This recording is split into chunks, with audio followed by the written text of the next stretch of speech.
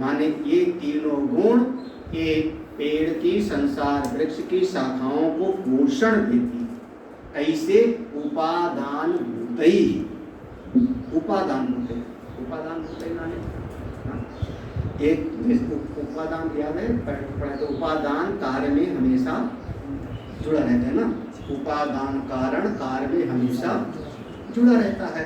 तो यही अभी पढ़ा था पूरा पहले अध्याय कि यही सत्व रज और तम, यही तीन गुण है। ये तीन गुण इस संसार में बढ़ा देता है और ये तीन गुण ही उपादान बन जाता है। मनुष्य का मन सत्व गुणी हो गया, मनुष्य का मन रजोगुणी हो गया, हमारा जो है अंतःकरण तमोगुणी हो गया। यही तीन गुण आपस में आकर के बदलता रहता है। तो उपादान होते ही।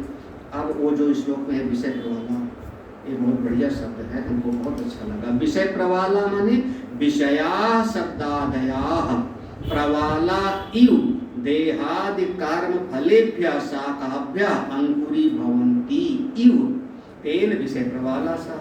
विषय प्रवाला माने विषया, विषय कौन? पांचों, शब्दादया शब्द स्पर्श रूप रस और गंध। प्रवालायु, प्रवालायु माने अंकुर, कोमल अंकुर के जैसे। कैसे कोमल अंकुर? देहादि कर्म फलेभ्य, नया नया शरीर मिलता है, फिर नया नया कर्म होता है, नया नया शरीर मिलता है। अब नया नया शरीर मिलता है, जीव का कर्म पूरा हुआ, ये शरीर छूट गया, पुराना पत्ता हो गया था, छूट गया, वह सांस जीना।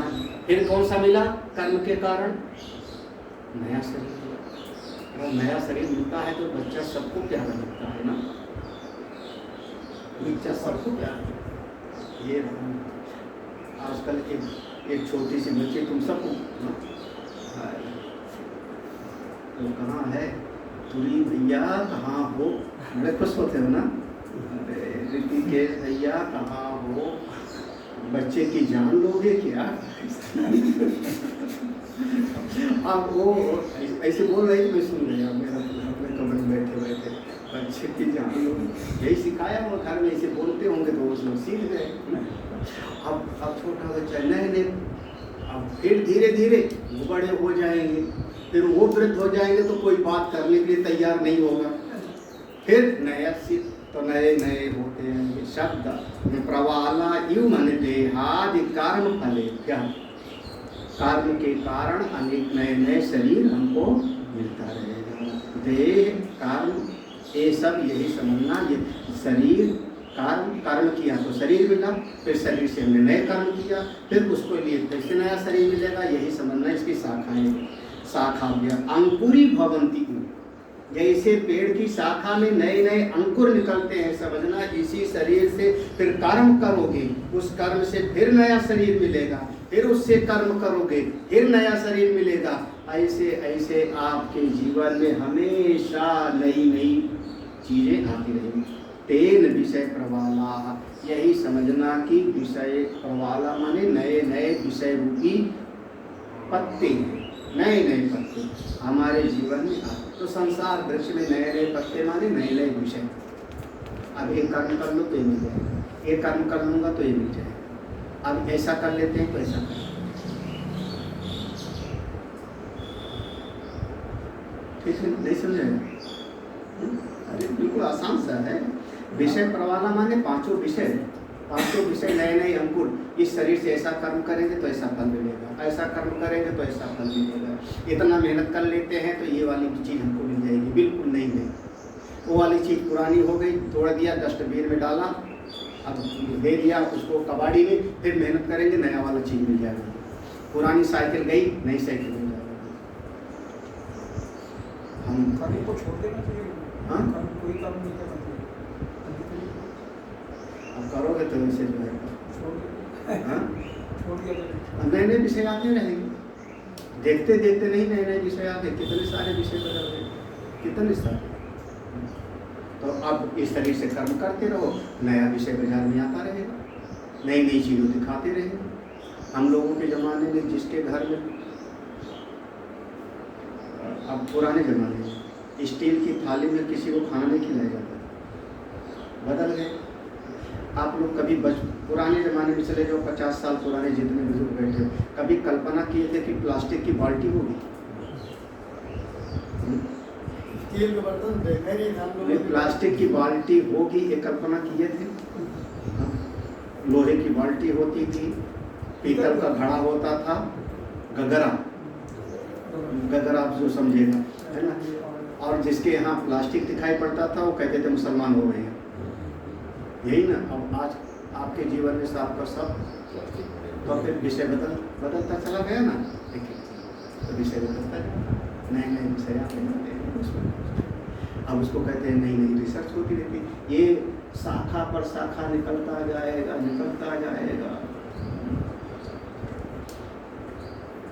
अगला देखो, अब यहाँ पर हो गए, ऊपर की लाइन का हो गया श्लोक का, नीचे का भाष्य करते हैं। संसार वृक्षस्य परम मूलम उपादानम कारणम पूर्वम उक्तम।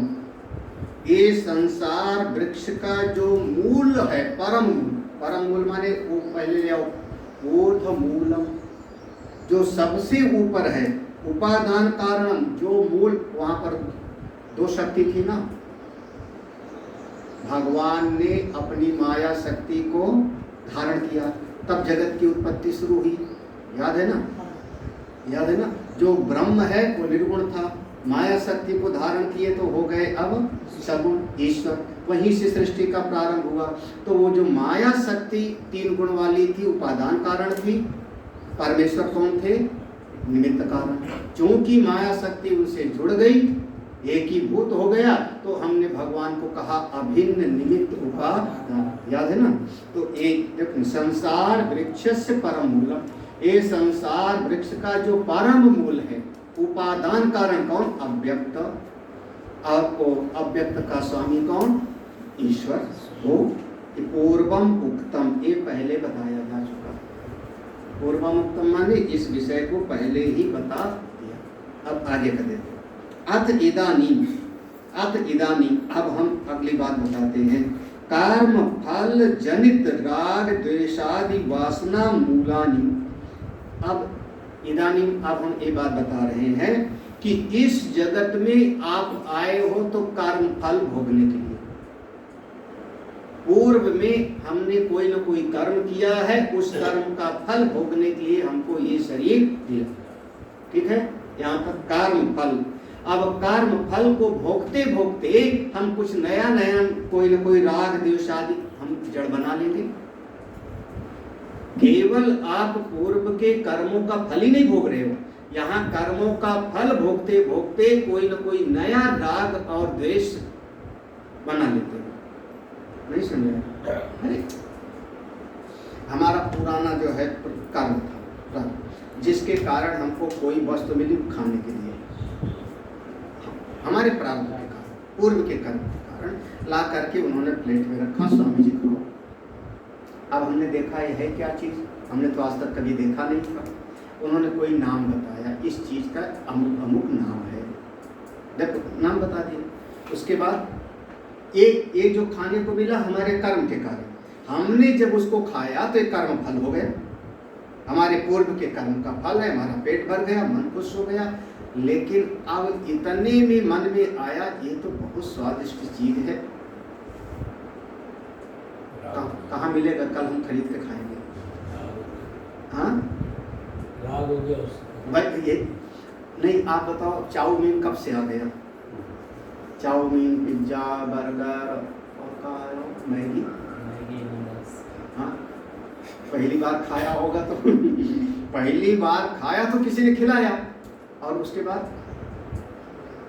अब क्या हो गया, ये चीज़ हमको खाने को चाहिए, तो अब उससे हो गया राग। और पहली बार खाया कोई चीज़, पहली बार मिला तो आपके कर्मों के कारण मिला, लेकिन उसको मुख पर रखते ही आपका मन खराब हो गया, नहीं पसंद आया, तो उससे अब ये दोबारा कभी हमको भूल करके दिखाई। यही हम 20 साल पहले हम मेरठ में बैठे, तो जैसे छोटा बच्चा था, छोटी लड़की 5-6 साल की, ला करके उसने हमको टॉफी दिया कोई, स्वामी जी। अब उसके सामने हमने जो है, अब उसका मन रखने के लिए खोला उसका रैपर और हमने खा लिया। उसको जैसे खाए तो मुंह में एक बार तीखा सा पूरा का पूरा फैल गया, पूरा मुंह चल गया। अरे हमने कहा पता नहीं क्या खिला दिया, तो हम जा करके धो गए, मुँह धोआए। तो जो दूसरे बैठी थी उसने कहा स्वामी जी ये च्युइंगम है, एक बार मुंह में ऐसे ही होता है, आपको चबाते रहना चाहिए। च्युइंगम ऐसे करता है क्या? पहले मुंह में जो है एसिड जैसा छोड़ता है, उसे कहता है वैसे। हाँ? उसे कहता है फ्लेवर जो बहुत बड़ा कड़वा लगेगा, बाद में ठीक लगेगा। बाद में हाँ, तो उसने ऐसे कहा कि इसको आप थोड़ा चलाते रहते तो फिर बढ़िया उसका स्वाद आता, आप तो थूक आए। अब उसके बाद से आज तक च्युइंगम नाम से हमारा जो है घोर द्वेष। तो देखो अथ इदानीम, अब हम इसको बता रहे हैं कर्म फल जनित, कर्म फल के द्वारा, जनित माने कर्म फल से उत्पन्न राग द्वेष आदि वासना, जो राग द्वेष आदि वासनाएं हैं, मूलान यू चित्त में जड़ के जैसे बैठ जाती है, चित्त में हृदय में जाके जड़ के जैसे बैठ जाती। और फिर वही राग द्वेष क्या करते हैं?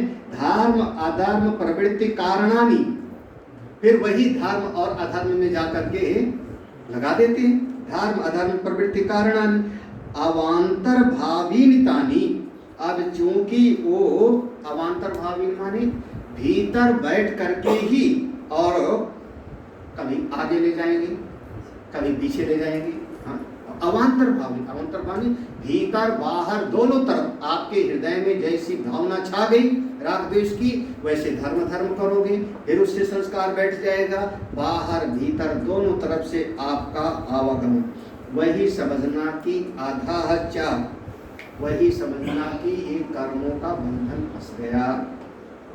अब श्लोक में आ जाना, यहाँ से श्लोक का शुरू होगा। अभी तक इतना ये भूमिका थी जो कहा आधश्च मूलान, है ना, तो इसके लिए इतना पहले समझ लोगे तो श्लोक समझ में आएगा। यहाँ से कर्म फल जनित, कर्म फल के द्वारा हमको शरीर मिला, फल मिलता है, फिर इसमें राग द्वेष हम बना लेते हैं जड़ के जैसे। राग द्वेष जब भीतर बैठ जाता है तो कभी धर्म करते हैं और कभी अधर्म करते हैं, और एक धर्म अधर्म से हम कभी अंदर बाहर हृदय में भी बैठा धर्म और हम बाहर भी वैसे कर्म करते हैं। तो यही समझना कि अधश्च नीचे पूरा का पूरा फैल गया। अनुसंततानी को समझाना है, श्लोक में अनुसंततानी है, अधश्च मूलानि अनुसंततानि, तो पूरा चारों तरफ फैल गया। कैसे फैल गया? आपके जीवन में कह रहे हैं अधश्च, अधा माने देवादि अपेक्षया, देवता आदि की अपेक्षा हम सब कहाँ हैं? नीचे पूरा का पूरा। मूलानि अनुसंततानि अनुप्रविष्टानि, माने हमारे नीचे इस मनुष्य लोक में, हमारे जीवन में, मन में भी धर्म, बाहर भी धर्म, भीतर भी राग द्वेष, और बाहर जैसे राग द्वेष होगा वैसे हम व्यवहार पूरा का पूरा। अनुसंततानि माने चारों तरफ छा गया। अनुप्रविष्टानि, अनुसंततानि माने अनुप्रविष्टानि, चारों तरफ फैल गए। जैसे पेड़ की जड़ें चारों तरफ फैल जाती हैं, पत्ते फैल जाती हैं, हमारे जीवन में बस यही कर्म का फल राग द्वेष धर्म अधर्म चारों तरफ छा गए। फिर क्या होगा? देखो आप कर्मानुबंधी, कर्म माने धर्म अधर्म लक्षणम। कर्म हम उसी को कहते हैं जब कोई क्रिया करता है, वो क्रिया या तो शुभ होगी और या तो अशुभ होगी। शुभ हुआ तो धर्म और अशुभ हुआ तो अधर्म, उसी को कहते हैं कर्म। अनुबंध पश्चात भावी, थोड़ा सा सुनिए। अनुबंध पश्चात भावी एषाम उद्भूतिम अनुभवति इति तानि कर्मानुबंधी। थोड़ा सा इस चीज को समझना, बस बहुत सटीक शब्द है। यहाँ इस श्लोक में जो शब्द है कर्मानुबंधी, यही शब्द है ना, कर्मान कर्मों के द्वारा बन जाता है। तो इसको समझाया है कैसे? पहले कर्म समझो, कर्म क्या? तो धर्म अधर्म लक्षण। जो धर्म करेगा तो धर्म के साथ वो बंधा, अनुबंध। कैसे? आज करेगा धर्म और पश्चात भावी, कुछ दिन के बाद में उसको फिर मिलेगा फल। तुरंत नहीं मिल रहा है ना, आज उसने कर्म किया, आज अभी कर्म किया, उस कर्म का फल उसको साल भर, 10 साल बाद, 20 साल बाद कभी न कभी उसको मिलेगा। तो जब कर्म करेगा तो उस कर्म का फल उसी कर्ता को मिलेगा, चाहे एक जन्म लगे और चाहे, इसका नाम हुआ कर्म का फल। भाई ऐसे सुना ना कि पितामह भीष्म को 27 जन्म के बाद बाणों की सैया मिली। 27 जन्म के पहले कुछ उन्होंने ऐसे गलती कर दिया था कि एक अधमरे जीव को फेंक दिया था, बबूल के पेड़ पर गया था, कांटे चुभ गए थे। यही जैसे आप कह लो कि अपने और भी सभी प्रसंग में आप इसको समझ सकते हो। एक दिन यज्ञ किया, आज यज्ञ किया, उस यज्ञ का फल आज थोड़ी मिल रहा है, कुछ समय के उपरांत, कुछ समय के उपरांत। तो क्या हुआ उस कर्म, अब जैसे क्या कहूँ हम,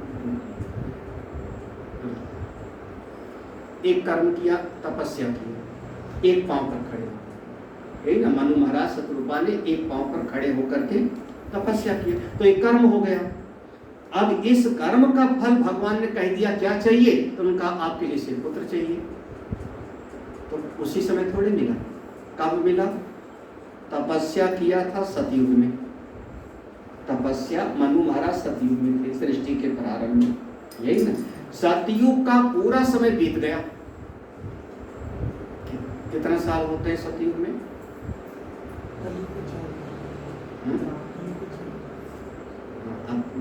तो कलयुग की आयु हो गई 4,32,000, यही ना। और फिर त्रेता का, द्वापर का हो गया 8,64,000, यही ना। 2 से गुणा करते जाओगे, 4,32,000 का 2 से गुणा कर दिया, है ना। 4,32,000 को 3 से गुणा कर दो तो त्रेता की आयु हो गई, और 4,32,000 को 4 से गुणा कर दो तो सतयुग की।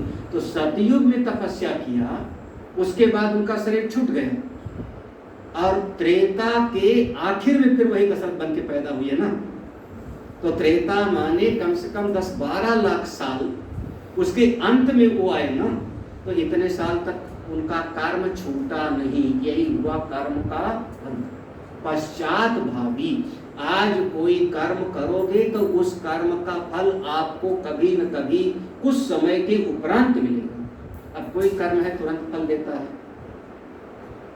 भाई, कोई कर्म है तुरंत फल दे देता है, कोई कर्म है कुछ समय के बाद देता है। दोनों बातें हैं। अब एक कर्म ये है कि आपने एक बीज बोया और साल भर में फल मिल जाता है। पपीते का बीज, पपीते का वो, चना आदि बहुत साल भर में आप काट लेते हो। और एक बीज होता है कि आप अखरोट का लगाओ, इमली का लगाओ, ऐसे जो होते हैं वो कहते हैं दादा लगावे और पोता खावे, तो उसका समय के बाद मिलता है। तो उस बात को करें, धर्म कर्म माने धर्म अधर्म लक्षणम, फिर जब धर्म अधर्म करेगा तो उससे बंध गया, अनुबंध था क्या, पश्चात भावी ऐसाम, बाद में उसको फल मिलेगा।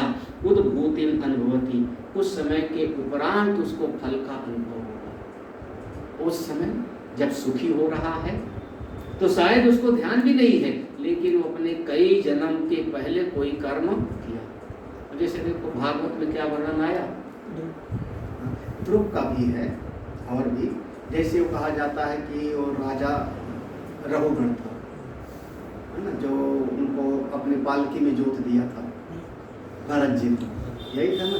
तो पहले के जन्म में वर्णन आता है कि वही राजा रघुगण ही हिरण का बच्चा था, लेकिन चूंकि उसको संत ने पाला पोसा, संत के पास रहा, तो उनके दर्शन का फल हुआ कि वो बन गया जाकर के राजा। यही वर्णन आता है ना। तो उस समय का जो कर्म था कब मिला, तदुपरांत, उसके बाद। इसको कहते हैं पश्चात भावी ऐसाम उद्भूति, तो बाद में अनुभव। अब भले वो राजा बन गया तो उसको नहीं पता कि मुझको किस कर्म का फल मिल रहा है, हमें किस कर्म का फल मिल रहा है ये नहीं पता। अब एक बच्चा पैदा हुआ, अस्पताल में भर्ती हो गया, तो उसको क्या पता कि उसको किस कर्म का फल मिल रहा है, हाँ? लेकिन वो पूर्व के जन्मों के जो कर्म है उसी का फल उसको प्राप्त हो रहा है। यही समझना कि अनुभवति इति तान कर्मानुबंधीन मनुष्य लोके, ऐसे ही कर्म हमको मनुष्य लोक में बांध लेते। यानी आज हमने कर्म किया, कल हमको फल भोगना होगा। कल हम कर्म करेंगे, परसों हमको फल भोगना होगा, चाहे 1 वर्ष, चाहे 10 वर्ष, चाहे 1 जन्म, चाहे 2 जन्म। कर्म बंधन, एक जगह पर वो लिखा था, कर्म बंधन प्रहास्यसी, है ना, कर्म बंधन प्रहास्यसी। तो ये कर्म बंधन है। कहाँ पर है कर्म बंधन? मनुष्य लोक के। विशेषता अत्र ही मनुष्याणाम कर्माधिकार प्रसिद्ध। विशेष रूप से मनुष्य लोक में ही, क्योंकि कर्मों का अधिकार केवल मनुष्य लोक में ही है। और जितने लोक हैं वो सब का सब भोग लोक हैं। यहाँ अब वो कहते हैं कमाई का लोक। अब होटल में बैठ करके आप कमाई थोड़े कर सकते हो। कमाई करोगे आप नौकरी करके, खेती करके, यहाँ पर घर में, और पैसा लेके जाओ होटल में, रिजॉर्ट में, वहाँ पर उसको उड़ाओ। तो वो जो होटल आदि है वो भोग लोक है। आपकी पूंजी है स्वागत सत्कार, यही है ना। वहाँ भी कमरे भी अलग अलग होते हैं, एक जैसा कमरा नहीं होता होटल, एक जैसे नहीं होता सभी होटलों में। होटलों में भी गरीबों का कमरा होता है, अमीरों का होता है। वो हमने रेट पूछा, तो जहाँ जिस कमरे में हम लोग रुके उसका किराया 1 दिन का 13,000 था, बम्बई का ताज होटल। तो उसमें 13,000 सबसे जो है, मतलब हम लोग गरीब वाले थे। 1 दिन रुकने का 13,000, और है कौन, 1 दिन रुकने का, रात भर सोने का 13,000। और हमने पूछा बढ़िया वाला जो सूट है वो कितने में? बोले 80-90 हज़ार per day, 1.5 lakh 2 lakh per day. कौन रहते होंगे? मतलब उसमें जो है इतने, एक रात के रुकने का, एक कमरे का किराया, हाँ 13,000 में हम गरीब हैं। हाँ तो अब वहाँ बैठ के क्या कमाओगे? तो वो भोग लोक है। कमाई कहाँ होती है? आपके यहाँ पर। ऐसे यह मनुष्य लोग, यहाँ आप बढ़िया कर्म कर सकते हो, बढ़िया घटिया जो करना चाहो, धर्म कर सकते हो। बाकी यहाँ पूंजी लेके आप घटिया कर्म लेके गए तो जाओ कुत्ता गधा बिल्ली बन जाओ, असुर बन जाओ। बढ़िया कर्म लेके गए तो देवता आदि बन गए, श्रेष्ठ योनि प्राप्त हो गई। तो ये कर्म का बंधन इसी मनुष्य लोक में बांध लेता है, क्योंकि मनुष्य का ही कर्म में विशेष अधिकार है। तो इस प्रकार से ये जो संसार वृक्ष है, ये संसार वृक्ष का चक्र चलता ही रहता है। अब एक बार चित्र में ले, यह जो संसार वृक्ष है इसकी शाखाएं ऊपर कहाँ? ब्रह्मलोक तक, देवता आदि से लेके ब्रह्मलोक तक, और नीचे मनुष्य से लेके पशु आदि तक। अधा माने नीचे, मनुष्य से स्थावर, और ऊपर माने ब्रह्मा से आदि तक।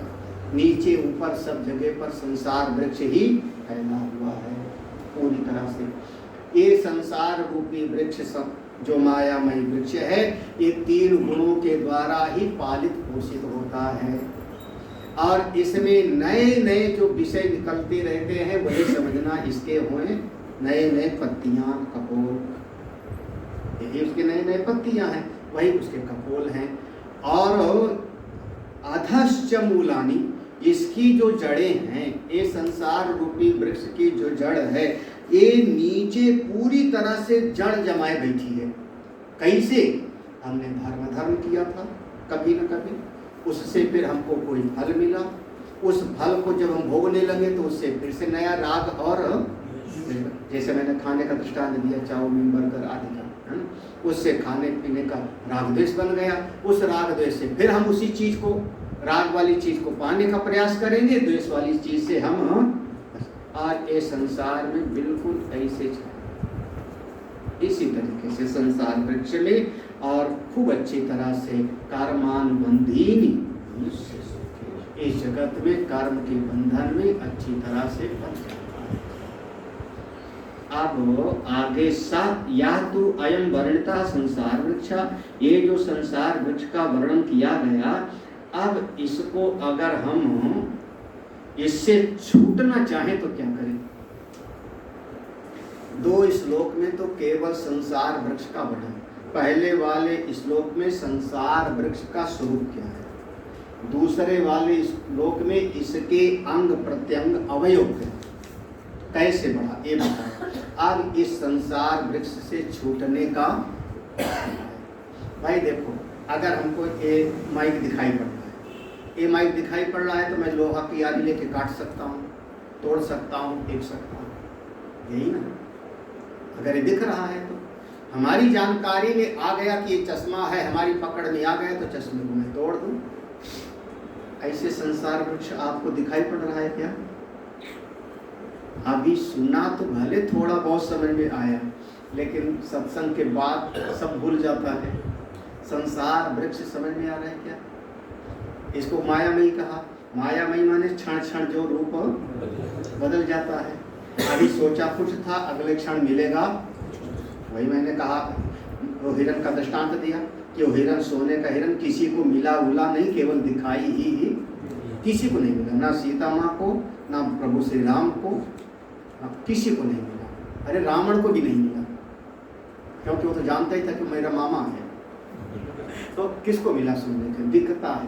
तो ये संसार वृक्ष जब दिखता ही नहीं तो कैसे इसको काटे हैं?